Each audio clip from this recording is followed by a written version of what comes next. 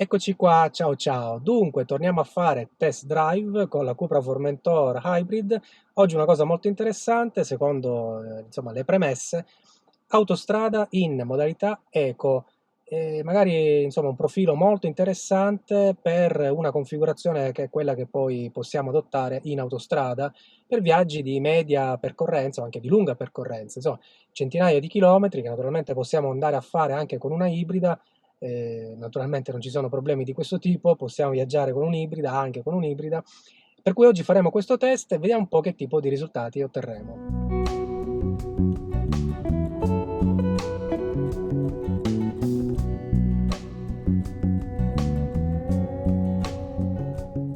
Bene ragazzi, nel dettaglio si tratta di un percorso autostradale non di centinaia di chilometri, ma potrebbe essere comunque significativo come campione, e credo proprio di sì, circa 50 chilometri e quasi tutti di autostrada, auto piena, 5 persone a bordo, clima acceso, naturalmente in ibrido, e imposterò subito la modalità, il profilo individual che prevede nella mia impostazione la modalità motore eco.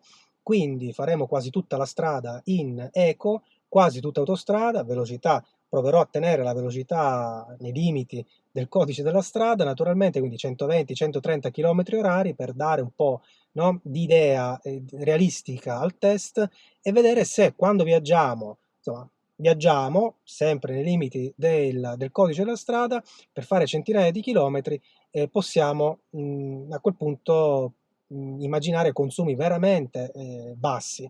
Io ho delle, come dire, sensazioni molto positive perché ho provato eco, trovate i vari video qui sul canale in circostanze più urbane e mi ha impressionato. Naturalmente il comportamento dell'auto cambia, insomma, meno spinta, meno sprint, ma in autostrada una volta che si raggiunge quella velocità lì, insomma, probabilmente eco può anche andare bene. Non lo so, vi dirò anche naturalmente di sensazioni di guida oltre ai dati relativi ai consumi.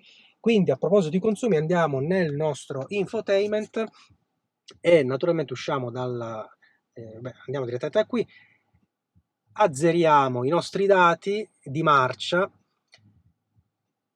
quindi abbiamo i dati della partenza, abbiamo lo 00, è cambiata un po' la grafica, insomma, preferivo per alcune cose la versione precedente del software rispetto a questa. Comunque abbiamo azzerato tutto, 38 km di autonomia appena, nonostante ci sia l'80% di batteria. Non chiedetemi perché, insomma la risposta la so già, perché insomma le ultime mie guide sono state un po' sportive, diciamo così. 300 km di autonomia col carburante ed è poi il dato che più ci interessa perché naturalmente andremo in ibrido, quindi consumeremo la benzina. Vediamo un po' sia in andata sia al ritorno cosa accade. Io non imposterò il mantenimento di carica perché naturalmente tornerò poi in serata a casa, quindi quello che farò sarà semplicemente impostare l'intelligent hybrid, quindi imposterò la destinazione, torno a parlarvi così mi vedete, imposterò la navigazione, la destinazione sul navigatore di bordo e attiverò l'intelligent hybrid. Questo perché, avendo certezza del mio viaggio, cioè conosco l'andata e poi il ritorno lo farò a distanza di alcune ore, insomma, dopo che avrò mangiato qualcosa a Taormina, magari vi faccio vedere anche che cosa, vi faccio vedere qualcosa di Taormina per chi non la conoscesse. E naturalmente, insomma, so già che tornerò a casa e quindi mi servirà la batteria per ottimizzare i consumi anche al ritorno. Quindi Intelligent Hybrid On. Diversamente, se non avessi avuto in programma di tornare subito a casa, avrei potuto magari fare un mantenimento di batteria per evitare di arrivare a Taormina con batteria scarica, poi magari volevo girare un po' lì in elettrico. Insomma, queste sono configurazioni che dipendono molto dalle esigenze, dai piani che ciascuno di noi poi ha. Il mio piano è arrivare a Taormina, non ricaricare a Taormina, anche se potrei, avere un po' di batteria anche per il ritorno. Tutto qua, sempre in eco, andata e ritorno. Per cui ci vediamo dopo, al solito facciamo le considerazioni di metà percorso e già lì cominciamo a capire un po' come stiamo andando.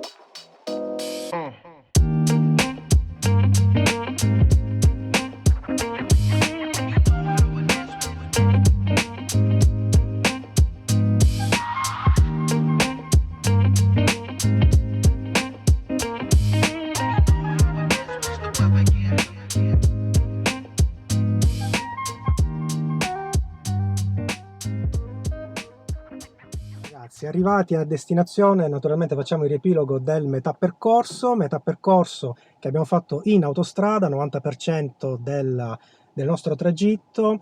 E ho impostato il Travel Assist, velocità di crociera diciamo 120 km/h con punte di 130, traffico abbastanza scorrevole, quindi veramente velocità insomma, mantenuta abbastanza tranquillamente per tutto il percorso. Quali sono i nostri dati? Vi ricordo in eco, percorsi 54 km con questi consumi: 26 km con 1 litro e 15 km per kilowattora. Naturalmente sono dati molto, molto buoni, ma naturalmente dovremo fare poi il conteggio anche per il ritorno, perché probabilmente il tragitto sarà un po' più favorevole, non lo so, vedremo al ritorno. Ma in ogni caso per adesso si tratta di consumi molto buoni, ripeto, l'auto piena, 5 persone a bordo, clima acceso, 120-130 km/h e siamo praticamente ai 26 km con 1 litro. Non male. Ci sentiamo dopo, ci vediamo dopo per fare un po' poi il punto della situazione anche al ritorno.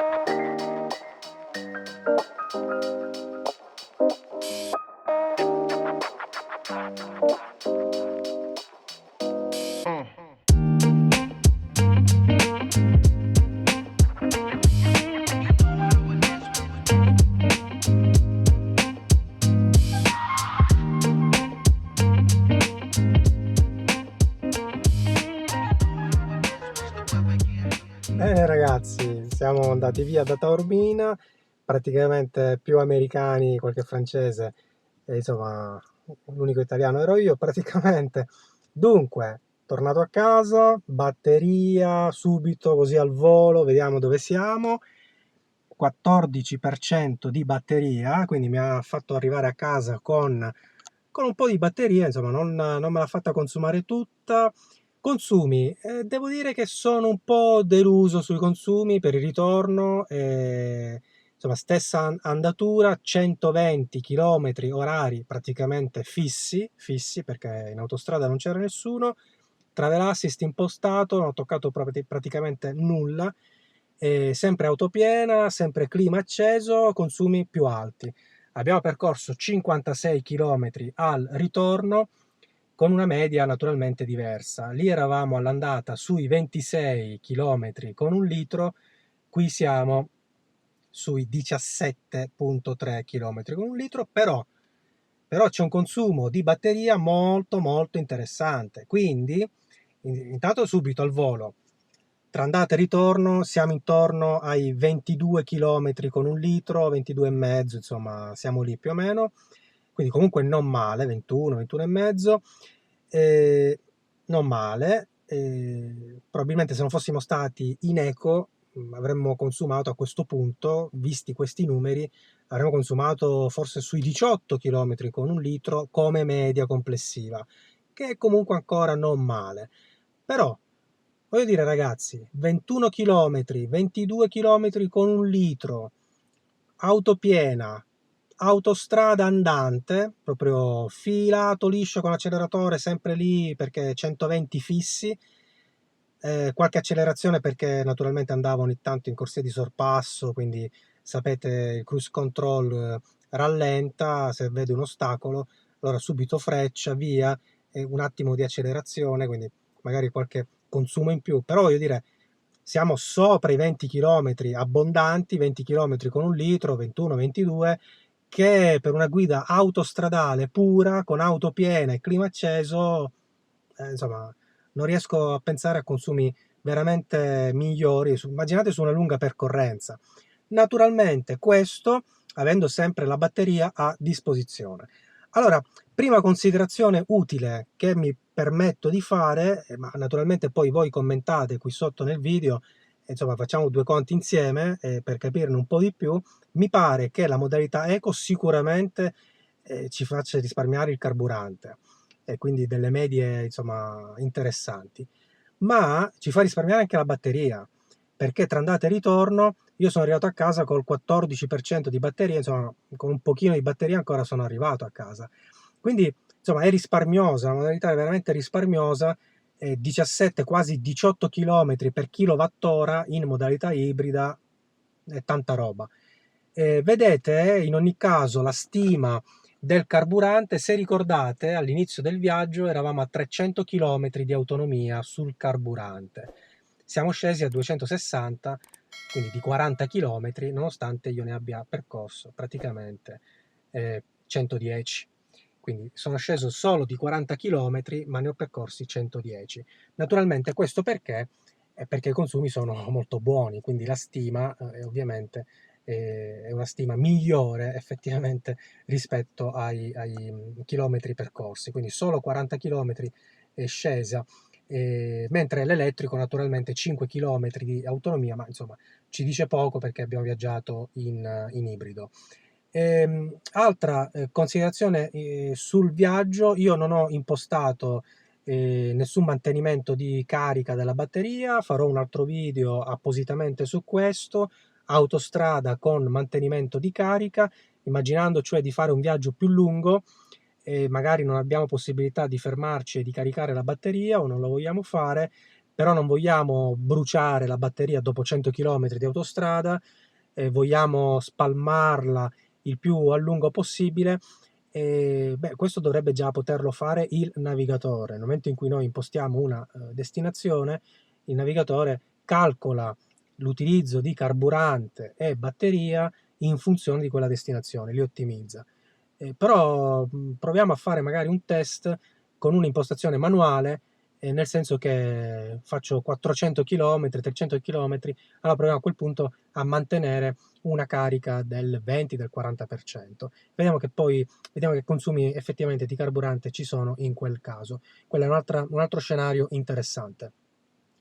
Al ritorno naturalmente nessuna impostazione particolare perché l'Intelligent Hybrid l'ho attivato solo all'andata e quindi sono arrivato con una buona autonomia di batteria per il ritorno. Il ritorno veramente ho consumato pochissima batteria e nonostante abbia consumato pochissima batteria, per 56 km di autostrada, 120 fissi, e sono arrivato a casa con 15-14% di batteria.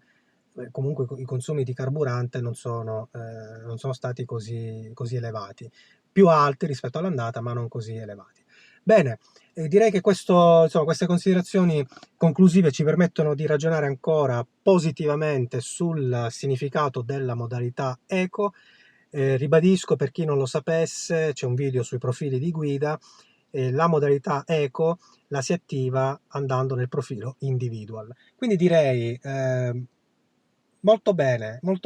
Se non avete esigenze particolari di sportività e volete fare un viaggetto un po' più lungo in autostrada con un'ibrida, con guida comfort, perché avete la macchina piena di persone, avete bagagli, bimbi, la famiglia, insomma, volete arrivare tranquilli, sicuri, andando a quei 120-130 da codice della strada, io direi modalità eco è da considerare, da tenere seriamente in considerazione. La snobbavo un po', l'ho snobbata un po', andate a vedere gli altri video eventualmente nei test urbani, perché alla fine si viaggia in elettrico, insomma, quindi alla fine il risparmio è relativo, a scapito di prestazioni veramente brutte, ma quando si è sui 120 all'ora, la macchina è quella, va a quella velocità, o siamo in sport o siamo in comfort, sì, magari poi nella fase di spunto per un sorpasso sentiamo che arranca un po' l'auto,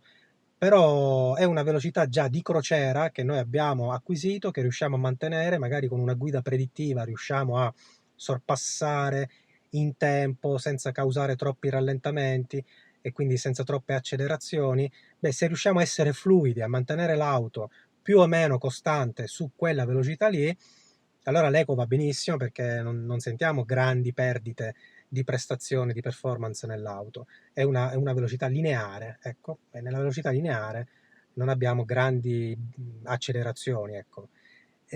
Allora, questa considerazione secondo me è importante, nel senso che il profilo eco si presta veramente molto bene, forse più che in un contesto urbano, in un contesto di viaggio autostradale. Direi in un contesto urbano, semmai, soltanto se si è in coda. Lo dicevo in un altro video, profilo eco, siamo fermi, siamo in coda, a quel punto possiamo attivarlo perché tanto non abbiamo bisogno di nessun tipo di spunto, siamo fermi. A quel punto possiamo risparmiare qualcosa, soprattutto di batteria. Ecco, mi pare di poter dire che l'eco è particolarmente parsimonioso nei confronti della batteria.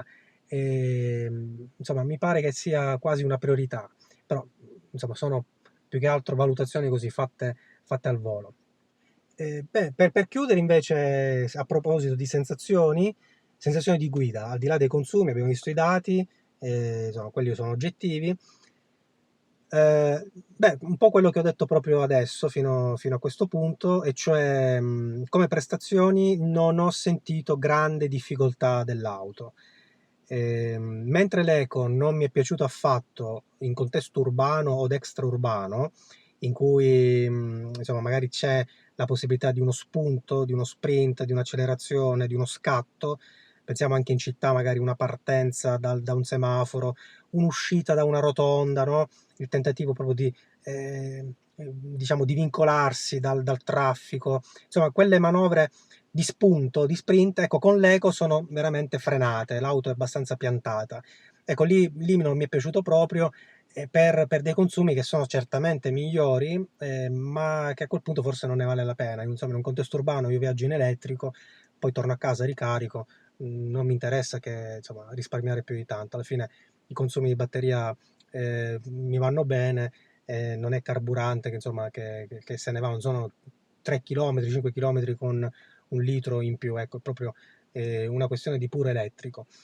Ma in un contesto invece autostradale devo dire che ho rivalutato eco perché, come ho detto prima, a patto di viaggiare non messi lì piantati sulla corsia di sorpasso a sfrecciare, insomma, come fanno alcuni che si fanno Catania e Milano praticamente tutto in corsia di sorpasso, con lampeggio facile, ti si inchiodano dietro. Cioè, no, se si viaggia 120 km orari, punte di 130, belli, fluidi e lineari, si sorpassa quando qualcuno davanti ci rallenta, poi si rientra, insomma, molto lineari, molto scorrevoli, molto fluidi.